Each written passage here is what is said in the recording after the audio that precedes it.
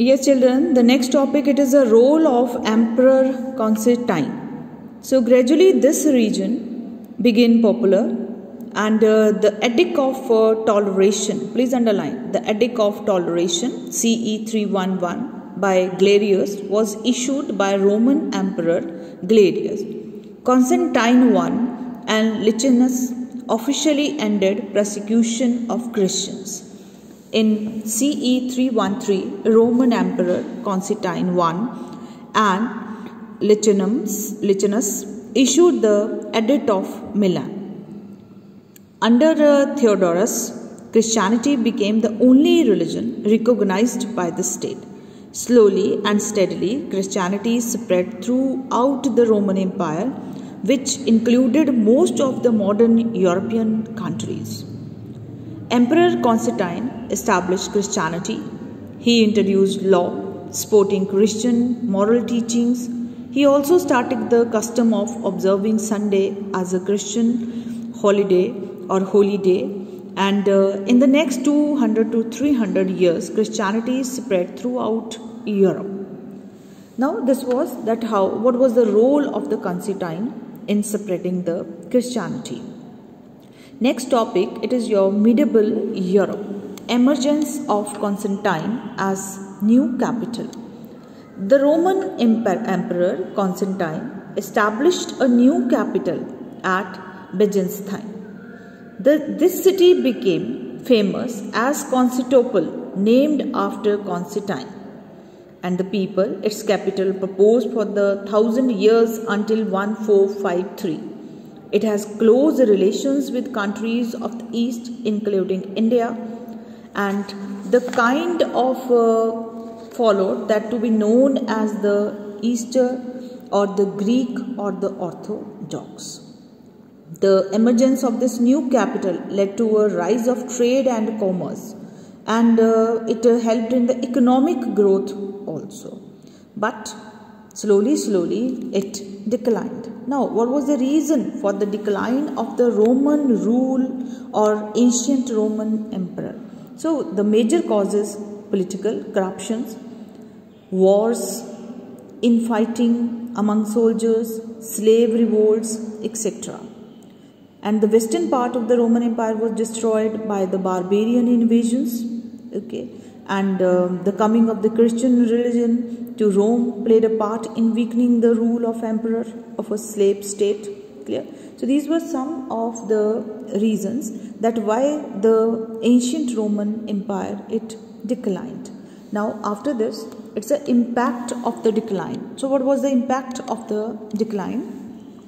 The downfall of the Roman Empire resulted in the great confusion in the Western Europe, giving rise to a large number of small states. You can underline that due to the downfall of the Roman Empire, it gave a large, you can say, very new states, they emerged. The Holy Roman Empire came to existence and extended over Germany and Austria. Gradually, many big and small kingdoms grew up in other parts of Western Europe. So this was the impact impact of the decline. Then come the role of Claire Magny. So in the year 800 CE, Claire Magny was crowned the first Holy Roman Empire by Pope Leo III. Please underline. Under his rule, Christianity became the framework of life in Europe. He built a civilization guided by Christian principles. Schools were founded in many Gothic cathedrals, and churches were built all over Europe. The paintings, sculptures, books of this period show great influence of the church and its teaching on the people. Artisans made beautiful paintings using great skills. Clear, children? So this was the role of Claire Magny. Now, by genetic rule, Vandals invaded and plundered the city of Rome, and the last emperor, Romulus Augustus, was deposed. After this, there was no ruler in the West, and it was difficult for them to control. Therefore, you can say that this empire was politically and economically very stable earlier, and the Byzantine Empire inherited and preserved some of the attainments of the Roman civilization.